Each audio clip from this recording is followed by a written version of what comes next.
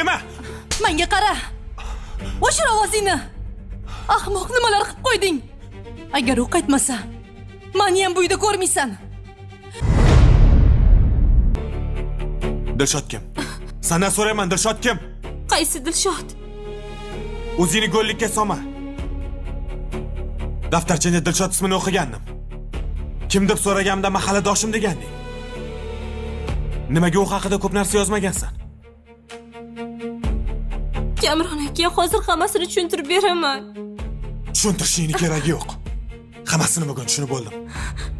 Sen menga hayotimda sizdan boshqa hech kimim yo'q deganding, to'g'rimi? Rostdan aytyapman, Kamron aka. Hayotimda sizdan boshqa hech kim bo'lmagan. Yolg'on gapiryapsan. Oxirgi paytda o'zgarib qolganingni sezib yuribman.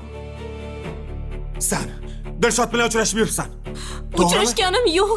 Yolg'on gapirma. Nimaga unda daftarchani yoqib yubording? Gapir. Men uni ancha payt oldin yoqib yuborganman. Nima bo'lyapti? Menga qara. Nimaga baqiryapsan? Ovozing yetti mahallaga eshitilyapti. Oyisiz umuman aralashmang.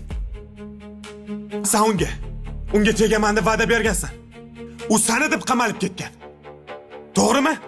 Unaqa emas, Kamron aka. Jarovozingni. Sen yolg'onchisan. Sen meni boyligim uchun turmushga chiqqansan. Ha, boyligim uchun turmushga chiqqansan. Bor ko'zimga ko'rinma. Yo'qol. Qaytib kelma. Menga qara. O'shir ovozingni. Ahmoq nimalar qilib qo'yding? Agar u qaytmasa, meni ham bu uyda ko'rmaysan.